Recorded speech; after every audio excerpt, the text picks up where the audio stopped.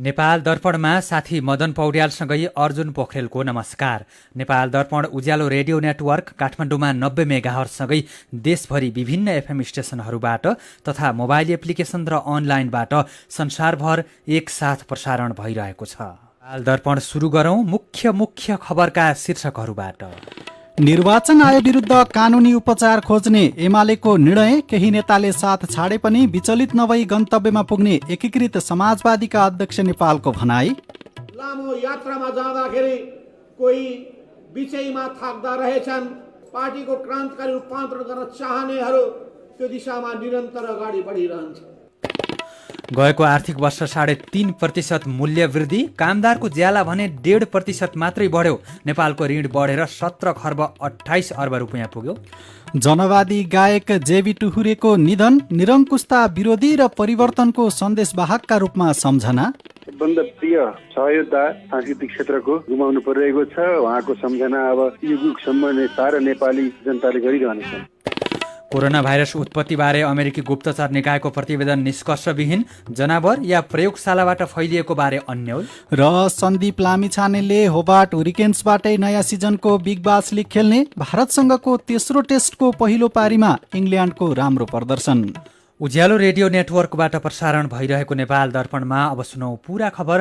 पार्टीका निर्णय कार्यान्वयन नगरिदिएको भन्दै नेकपा एमाले निर्वाचन आयोग विरुद्ध कानुनी उपचार खोज्ने भएको छ। आज बसेको केन्द्रीय कमिटिको बैठकले निर्वाचन आयोगले दल दर्ता गराउँदा उपस्थित नभएका र पार्टीले कारबाही गरेकाहरूको पनि शनाखत गराउनु गम्भीर गल्ती भएको भन्दै त्यसको विरोध गर्दै कानुनी उपचार खोज्ने निर्णय गरेको हो। पार्टीले कारबाही गरेर त्यसको सूचना दिइसकेका व्यक्तिलाई समेत गणना गरेर शनाखत गराउने र अनुपस्थित भएका व्यक्तिलाई पनि शनाखत गराउने लगायतका गलत काम निर्वाचन आयोगले गरेको प्रवक्ता प्रदीप गेवालीले बताउनुभयो। यस्तै सभामुख अग्निप्रसाद सापकोटाले पार्टीको कारबाहीको सूचना टाँस नगरेर गम्भीर गल्ती गरेको पनि एमालेको केन्द्रीय कमिटिको ठहर छ। पार्टी विभाजन सम्बन्धी अध्यादेश जारी गर्दा संविधानले परिकल्पना नै नगरेको स्थानीय तहका पदाधिकारीले समेत दल त्याग गर्न सक्ने र 21 दिनभित्र नयाँ दलमा जान सक्ने व्यवस्था गरिनु संविधानको मर्म विपरीत भएकोले कानुनी उपचार खोज्ने निर्णय भएको गेवालीले जानकारी दिनुभयो।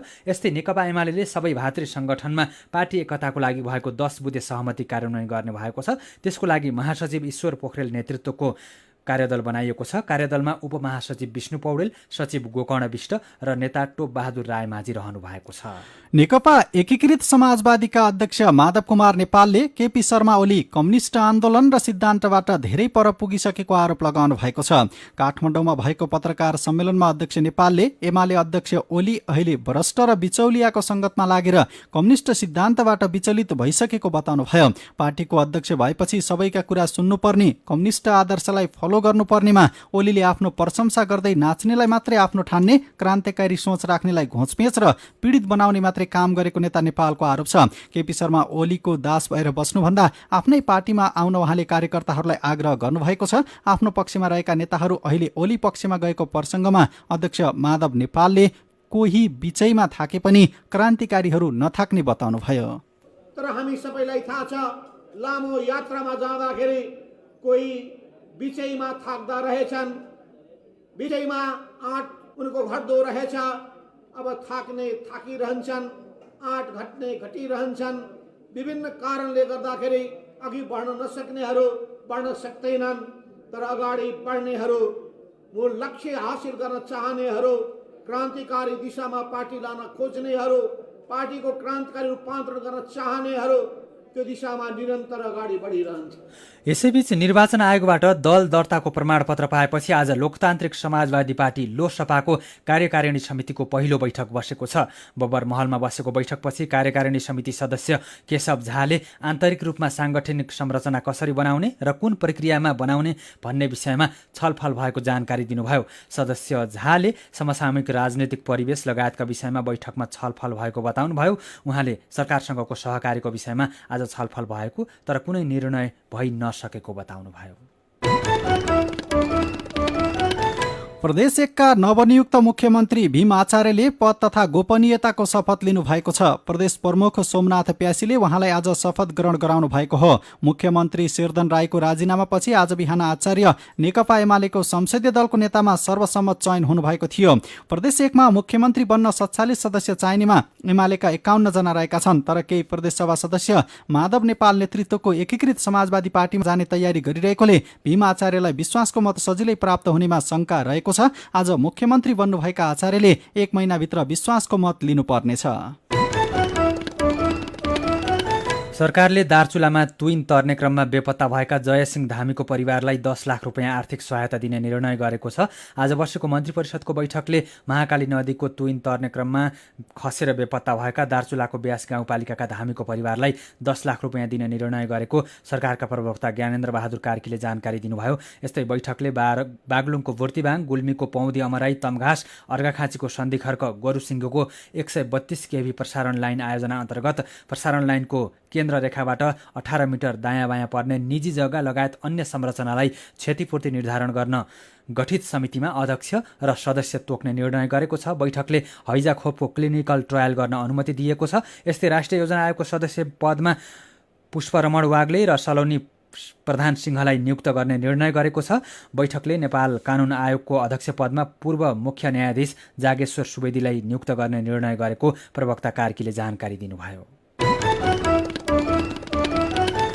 सरकारले केपी शर्मा ओली नेतृत्वको सरकारले ल्याएको बजेट परिमार्जन गर्न तयारी थालेको छ। ओली सरकारले देशको भन्दा पनि पार्टीको स्वार्थलाई हेरेर बजेट ल्याएको भन्दै वर्तमान सरकारले परिमार्जनको तयारी थालेको हो। नेकपा एकीकृत समाजवादी र लोकतान्त्रिक समाजवादी पार्टीले निर्वाचन आयोगबाट मान्यता पाएसँगै सरकारले प्रतिस्थापन विधेयकको तयारी थालेको छ। आज अर्थ मन्त्रालयले अन्य मन्त्रालयका सचिवहरूको बैठक आयोजना गरी प्रतिस्थापन विधेयकका सम्बन्धमा सुझाव सङ्कलन गरेको हो।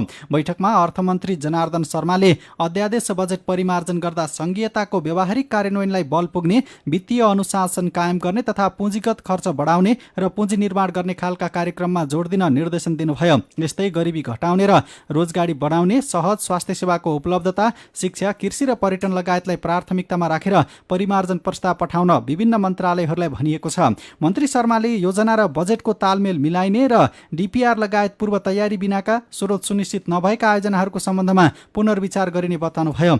बैठकमा राष्ट्रिय योजना आयोगका उपाध्यक्ष डाक्टर विश्वनाथ पौडेलले पुँजीगत खर्च बढाउनका लागि रेगुलर ट्र्याकिङ सिस्टमको अवधारणामा काम गर्न सुझाव दिनुभयो। गएको आर्थिक वर्ष नेपालमा 3.60% मूल्य वृद्धि भएको छ। नेपाल राष्ट्र बैंकको प्रतिवेदन अनुसार गएको आर्थिक वर्ष समग्रमा उपभोक्ता मूल्य वृद्धि 3.5% भन्दा धेरै कायम भएको हो। तर घिउ तथा तेलको मूल्य 17.5% भन्दा धेरैले बढेको छ। यस्तै दाल र गेडागुडीको मूल्य 10.5% बढेको छ। सुर्तीजन्य पदार्थको 9.83 र यातायात उपसमूहको वार्षिक औसत मूल्य वृद्धि 6.41% रहेको छ।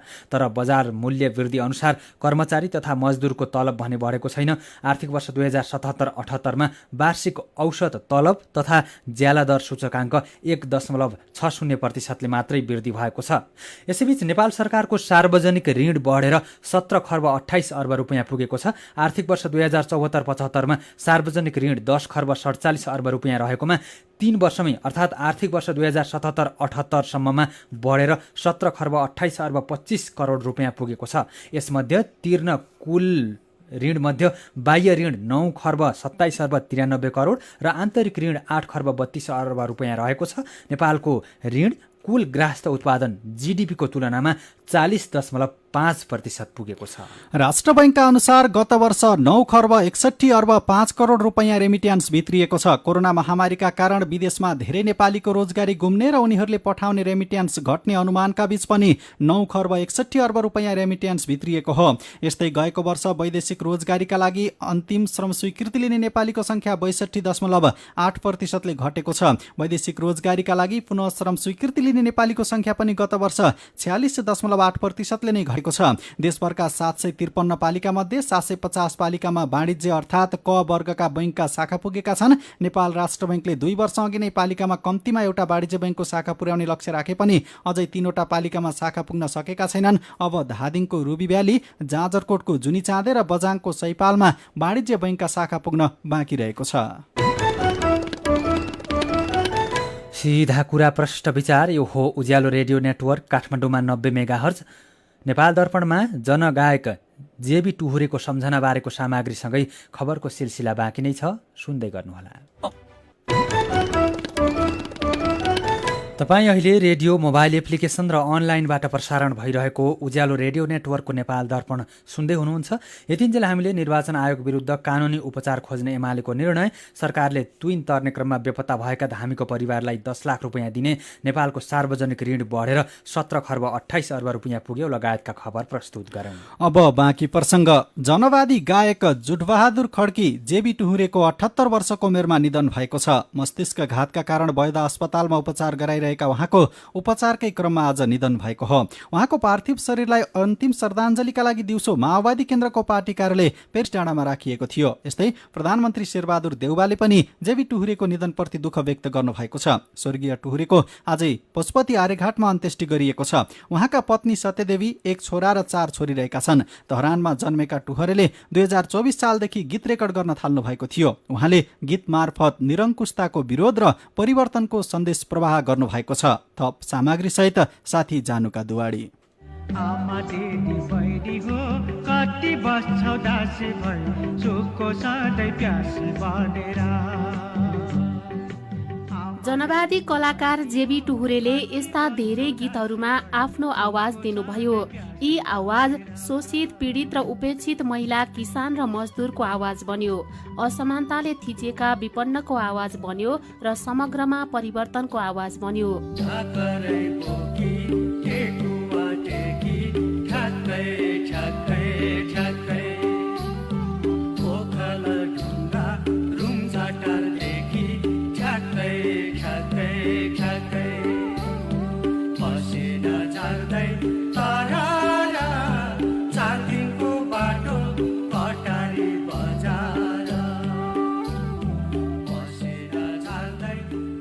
नेपाली साङ्गीतिक फाँटका धरोहर टुहुरेले विभिन्न आन्दोलनहरूमा गीत गाउँदै नागरिक जगाउँदै हिँड्नुभयो। आर्थिक विपन्नताको बावजुद टुहुरेले कपडादेखि सागसब्जीको व्यापार गर्नुभयो। किताब पसलदेखि होटेल पनि चलाउनुभयो। सुगा मैनाको व्यापार गर्नुभयो, तर जनवादी गीत गाउन छाड्नु भएन। यस बीचमा प्रहरीको कुटाई खानुभयो, थुनिनुभयो। टुहुरेसँगै आन्दोलनमा जनवादी गीत गाउँदै हिँडेका जनवादी गायक जीवन शर्मा टुहुरेलाई यसरी सम्झाउनुहुन्छ। स्टेजहरूमा टियर ग्यास खाँदै गोलीका पर्राहरूको बीचमा पनि हामी आन्दोलनकारी भएर जनता गीत गाउँदै हिँड्थ्यौँ। यसरी एउटा सबभन्दा प्रिय सहयोद्धा सांस्कृतिक क्षेत्रको गुमाउनु परिरहेको छ। उहाँको सम्झना अब युगसम्म सारा नेपाली जनताले गरिरहनेछन्। सुन्यौ के साथी विश्वकर्मा मान्छे गोलीले ठोकियो।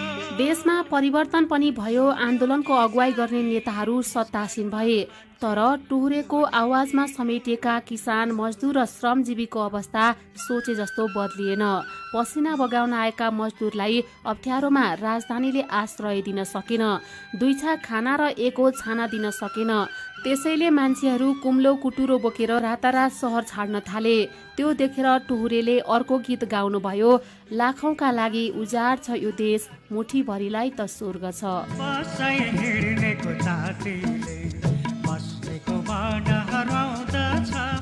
लाखौंको लागि उजाड छ यो देश, मुठीभरलाई त स्वर्ग छ, मुठीभरलाई त स्वर्ग छ। अहिले शक्तिमा भएका नेताहरूले हिजो टुहुरेहरूका मादल र बाँसुरी बोकेर हिँडेका थिए, सँगै खाएका थिए, सुतेका थिए। तर अहिले टुहुरे जस्ता धेरै कलाकारसँग औषधि किनेर खाने पैसा समेत छैन। उहाँ जस्ता साङ्गीतिक धरोहरलाई देशले केही दिन सक्यो या सकेन, तर टुहुरेहरूका आवाज भोलिका दिनमा पनि आज जत्तिकै सान्दर्भिक रहनेछन्। आमा दिदी बहिनी हो, बसाई हिँडेको ताँतीले, छोराहरू हो, जुनीभरि मुटु लगायतका दर्जनौं गीतले उहाँ सदा अमर रहिरहनुहुनेछ। जनवादी गायक जेबी टुहुरे प्रति हाम्रो पनि श्रद्धा सुमन।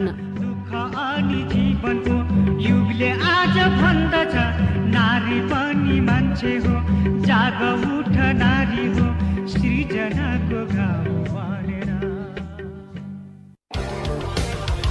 मेरो पनि भन्नु छ। जनवादी गायक जेबी टुहुरेको सम्झनामा तपाईँले नै व्यक्त गर्नुभएको विचार, टिप्पणी र प्रतिक्रियालाई आजको मेरो पनि भन्नु छमा समेटेका छौं। कुमार सिटौला लेख्नुहुन्छ, क्रान्तिका धेरै बाटाहरू मध्ये संगीतद्वारा क्रान्तिको बिगुल फुक्ने महान हस्ती स्वर्गीय जेबी टुहुरे दाईको आत्माले शान्ति पाओस्। उहाँलाई हामी सधैँभरि सम्झिरहनेछौं। कमन सिंह पाखरिन भन्नुहुन्छ, जेबी टुहुरे प्रसिद्ध जनगायक, प्रगतिशील सांस्कृतिक आन्दोलनका एक अथक अगुवा, कलाकार र हामी सबैको अभिभावक हुनुहुन्थ्यो। नेपाली सांगीतिक आकाशमा उहाँले छोड्नु भएको छाप सधैँभरि रहिरहनेछ। कमल नेपालको प्रतिक्रिया छ, जेबी टुहुरे जस्ता कलाकारको कलामा घोडा चढेर धेरै कम्युनिस्ट भन्नेले रोटी सेकाए। धेरैको उद्धार भयो, तर टुहुरेहरू सधैँभरि टुहुरे नै भइरहे। रोशन काफले भन्नुहुन्छ, उहाँको निधन भए पनि उहाँका सृजनाहरू कहिल्यै मर्ने छैनन्, सधैँ सम्झनामा रहनेछन्। पदम शर्मा लेख्नुहुन्छ, गायनका माध्यमबाट नागरिकलाई जागरण गर्ने महान गायक जेबी टुहुरे प्रति श्रद्धासुमन। अनि टीकाराम नेउपाने भन्नुहुन्छ, जनजनको मनमा डेरा जमाउन सफल गायक जेबी टुहुरे दाजुको निधनको खबरले दुखी बनायो। बाल्यकालदेखि गोठालो खेतालो जाँदा होस् या स्कुल क्याम्पस, गाउँघर, लेकबेसी, भिरपाखा थर्काउँदै आएका यहाँका भाका भुल्ने छैन कहिल्यै। नयाँ दिन ल्याउनु छ हाम्रो नेपालमा भनेर धेरै गीत गाइयो, तर नयाँ दिन देख्नै नपाई आँखा चिम्लनु भएछ। अबको पुस्ताले पनि सायदै देख्लान् नयाँ दिन। यहाँको आत्माको शान्तिको कामना, भावपूर्ण श्रद्धाञ्जली। विचारका लागि तपाईलाई धन्यवाद। मेरो पनि भन्नु छ। मेरो पनि भन्नु छ प्रस्तुत गर्दै हुनुहुन्थ्यो साथी जानुका दुवाडी। नेपाल दर्पणमा खबरको सिलसिला बाँकी नै छ, सुन्दै गर्नुहोला। विभिन्न रेडियो स्टेशनबाट मेचीदेखि महाकालीसम्म र मोबाइल एप्लिकेसन तथा अनलाइनबाट संसारभर एकसाथ प्रसारण भइरहेको नेपाल दर्पणमा तपाईलाई फेरि स्वागत छ। अब बाँकी खबर। पछिल्लो 24 घण्टामा 2433 जनामा कोरोना संक्रमण पुष्टि भएको छ। पीसीआर र एन्टिजेन गरी 14374 जनाको नमुना परीक्षण गर्दा 2433 जनामा संक्रमण पुष्टि भएको स्वास्थ्य तथा जनसंख्या मन्त्रालयले जनाएको छ। आज थपिएका सहित नेपालमा कोरोना संक्रमण पुष्टि हुनेको संख्या 8,36,883 पुगेको छ। यस्तै 24 घण्टामा 1929 जना संक्रमण मुक्त भएसँगै कोरोनाबाट निको हुनेको संख्या 7,05,893 पुगेको छ। संक्रमणबाट थप 26 जनाले ज्यान गुमाएका छन्। यससँगै नेपालमा कोरोना संक्रमणबाट ज्यान गुमाउनेको संख्या 10,638 पुगेको छ। अफगानिस्तानबाट आज थप 11 जना नेपालीको उद्धार भएको छ। उनीहरू नयाँ दिल्ली आइपुगेका परराष्ट्र मन्त्रालयले जनाएको छ। यस्तै काबुलका विभिन्न ठाउँबाट उद्धारको पर्खाइमा रहेका 42 जना नेपालीलाई एकीकृत गरी काबुल विमानस्थल नजिकै राखिएको छ। दाङमा भाइरल ज्वरो र टाइफाइडका बिरामी बढेका छन्। मौसम परिवर्तनसँगै दाङका अस्पतालहरूमा भाइरल ज्वरोका बिरामी बढेका हुन्। तुलसीपुरको राप्ती प्रादेशिक अस्पताल लगायत अन्य स्वास्थ्य संस्थामा रुगाखोकी र ज्वरोका बिरामीको चाप बढेको अस्पतालले जनाएका छन्। अबको केही दिन देशका धेरै ठाउँमा झरी पर्ने मौसमविदले बताएका छन्। मनसुनी गतिविधि थप सक्रिय भएकोले केही दिन अझै झरी पर्ने मौसमविद मीन कुमार अर्यालले जानकारी दिनुभयो। नारायणी नदी र यसका सहायक नदी कोशी, कर्णाली, महाकालीमा पानीको बहाव बढ्ने भएकोले सतर्कता अपनाउन बाढी पूर्वानुमान महाशाखाले आग्रह गरेको छ। यसैबीच पहिरो र ढुङ्गा खसेर थुनिएको म्याग्दीको राहुघाट नदी बग्न थालेको छ। रघुगङ्गा गाउँपालिका 6 र 7 नम्बर वाडाको सिमानामा पर्ने गौडामुनि थुनिएको राहुघाट नदी दिउँसोदेखि आफै ओभरफ्लो भएर बग्न थालेको हो। प्रमुख जिल्ला अधिकारी गणेश बहादुर अधिकारीले राहुघाट नदी आसपास नजिकै ठूलो मानव बस्ती नभएको र तलाउबाट पानी बग्न थालेपछि जोखिम कम भएको बताउनुभयो। 2 दिन लगातार उच्च अङ्कले घटेको शेयर बजार आज भने बढेको छ। नेप्सी आज 17.57 अङ्कले बढेर 3094.01 बिन्दुमा पुगेको छ। आज 232 कम्पनीका 2 करोड 16 लाख किता शेयर 13 अर्ब 42 करोड रुपैयाँमा कारोबार भएका छन्। जिल्ला प्रहरी कार्यालय स्याङ्जाका सूचना अधिकारी तथा प्रहरी नायब उपरीक्षक राजेन्द्र अधिकारी 2077 सालको सर्वोत्कृष्ट प्रहरी पुरस्कारबाट सम्मानित हुनुभएको छ। प्रहरी कर्मचारीको मनोबल उच्च राख्न प्रहरी प्रधान कार्यालयको नीति अनुसार जिल्ला प्रहरी कार्यालय स्याङ्जाले उत्कृष्ट प्रहरी पुरस्कारलाई निरन्तरता दिँदै आएको छ।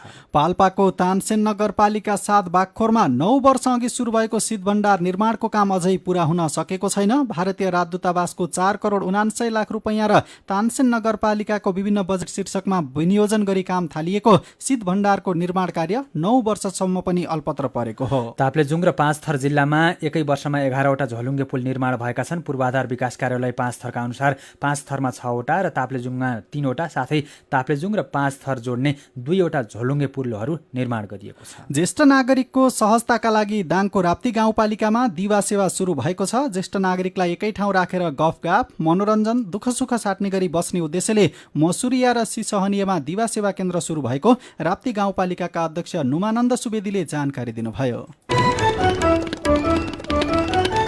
नेपाल दर्पणमा अब विदेशको खबर। कोरोना भाइरस उत्पत्तिबारे अमेरिकी गुप्तचर निकायको प्रतिवेदन निष्कर्षमा पुग्न सकेको छैन। अमेरिकी राष्ट्रपति जो बाइडेनको आदेशअनुसार तयार गरिएको गुप्तचर प्रतिवेदन निष्कर्षविहीन रहेको अन्तर्राष्ट्रिय सञ्चार माध्यमले जनाएका छन्। चीनमा पहिलो पटक देखिएको कोरोना भाइरस जनावरबाट मानिसमा प्राकृतिक रूपमा सरेको हो वा प्रयोगशालामा भएको दुर्घटनाबाट फैलिएको हो भन्ने विषयमा अमेरिकी निकायहरू एकमत हुन नसकेको खबरमा उल्लेख छ। प्रतिवेदनको सारांश छिट्टै सार्वजनिक हुने बीबीसीले जनाएको छ। चीनले प्रतिवेदनको टिप्पणी गर्दै आएको छ, कोरोना भाइरस चीनको वुहानमा सन् 2020 को सुरुतिर पहिलो पटक देखिएको थियो। वुहान भ्रमण गरेको विश्व स्वास्थ्य संगठन WHO को टोलीले जनावरबाट मानिसमा सरेको हुन सक्ने निष्कर्ष निकालेको थियो। केही वैज्ञानिकले विश्व स्वास्थ्य संगठनको प्रतिवेदनलाई अस्वीकार गरेका छन्। अब खेल खबर। नेपाली राष्ट्रिय महिला फुटबल टोलीका मुख्य प्रशिक्षक ग्यारी फिलिप्सले एसियन कप छनौटमा उत्कृष्ट नतिजा निकाल्ने गर्ने तयारी गरिरहेको बताउनु भएको छ। दक्षिण एसिया बाहेक बिरलै मात्र अन्तर्राष्ट्रिय खेल खेल्ने नेपाली महिला टोलीलाई अनुभव सङ्घाल्ने मौकासँगै एसियन कपमा छनौटको अवसर समेत रहेको फिलिप्सको भनाइ छ। उज्बेकिस्तानमा हुने AFC महिला एसियन कप छनौटका लागि टोलीले एन्फा मुख्यालयको मैदानमा तयारी गरिरहेको छ। नेपाली टोलीलाई पहिलो पटक विदेशी प्रशिक्षकले प्रशिक्षण गराइरहेका छन्। सीमित खेलाडीबाट घोषणा भएको टोलीले छनौट खेलमा राम्रो नतिजा निकाल्नेमा प्रशिक्षक ग्यारी फिलिप्स आत्मविश्वासी देखिन्छन्। नेपाल रहेको समूहमा हङकङ र फिलिपिन्स रहेका छन्। नेपालले पहिलो खेल फिलिपिन्ससँग असोज 2 गते र दोस्रो खेल हङकङसँग असोज 5 गते खेल्नेछ। समूहको शीर्ष टोलीले अर्को वर्ष भारतमा हुने एसियन कप खेल्न पाउनेछ। नेपालका सन्दीप लामिछानेले होबार्ट हुरिकेन्सबाटै नयाँ सिजनको बिग बास लिग खेल्ने भएका छन्। अस्ट्रेलियन फ्रेन्चाइज टिम होबार्टले नयाँ सिजनको लागि सन्दीपको सम्झौता नवीकरण गरेको जनाएको छ। सन्दीपले अघिल्लो सिजन होबार्टबाटै खेलेका थिए। गएको सिजनमा उनले होबार्टको लागि 8 खेलमा 8 विकेट लिएका थिए। त्यससँगै सन्दीपले मेलबर्न स्टार्सबाट बिग बास खेलेका थिए। बिग बासको नयाँ सिजन आउँदो डिसेम्बर 5 तारिकदेखि सन् 2022 को जनवरी 28 तारिकसम्म खेल्नेछन्। क्रिकेटकै अर्को प्रसङ्गमा भारतसँगको तेस्रो टेस्टको पहिलो पारीमा इङ्ल्यान्डले राम्रो प्रदर्शन गरेको छ। इङ्ल्यान्डले ताजा अवस्थामा 3 विकेट गुमाएर 298 रन बनाएको छ। इङ्ल्यान्डका जो रूट 80 रनमा खेलिरहेका छन्। उनले यसअघिका 2वटै टेस्टमा शतक प्रहार गरेका थिए। आज इङ्ल्यान्डका डेभिड मलान 70, रोरी वन्स 61 र हसिब अमिद 68 रनमा आउट भएका छन्। इङ्ल्यान्डले भारतसँग 220 रनको अग्रता बनाएको छ। पहिलो पारीमा भारत 78 रनमै अल आउट भएको थियो। 5 टेस्टको श्रृङ्खलामा पाहुना टोली भारत 1-0 ले अघि छ। पहिलो टेस्ट क्रिकेट वर्षाले प्रभावित हुँदा बराबरीमा सकिएको थियो। खेल खबरसँगै उज्यालो रेडियो नेटवर्कबाट प्रसारण भइरहेको नेपाल दर्पणको समय सकिने लागेको छ। बिदा हुनु अघि आजका मुख्य खबरका शीर्षकहरू फेरि एकपटक। निर्वाचन आयोग विरुद्ध कानुनी उपचार खोज्ने एमालेको निर्णय। केही नेताले साथ छाडे पनि विचलित नभई गन्तव्यमा पुग्ने एकीकृत समाजवादीका अध्यक्ष नेपालको भनाई। गएको आर्थिक वर्ष 3.5% मूल्य वृद्धि। कामदारको ज्याला भने 1.5% मात्रै बढ्यो। नेपालको ऋण बढेर 17 खर्ब 28 अर्ब रुपियाँ पुग्यो। जनवादी गायक जेबी टुहुरेको निधन। निरङ्कुशता विरोधी र परिवर्तनको सन्देशवाहकका रूपमा सम्झना। कोरोना भाइरस उत्पत्तिबारे अमेरिकी गुप्तचर निकायको प्रतिवेदन निष्कर्षविहीन। जनावर या प्रयोगशालाबाट फैलिएको बारे अन्यल। र सन्दीप लामिछानेले होबार्ट हरिकेन्सबाटै नयाँ सिजनको बिग बास लिग खेल्ने। भारतसँगको तेस्रो टेस्टको पहिलो पारीमा इङ्ल्यान्डको राम्रो प्रदर्शन। आजको नेपाल दर्पण सकिएको छ। प्रविधिमा साथ दिने साथी दिनेश निरौला र सरोज थापासँगै हामी मदन पौड्याल र अर्जुन पोखरेल पनि बिदा हुन्छौँ। कोरोनाको जोखिम कायमै रहेकोले सुत्नु अघि पनि साबुन पानीले मिची 20 सेकेन्डसम्म हात धुन नबिर्सनुहोला। नमस्कार।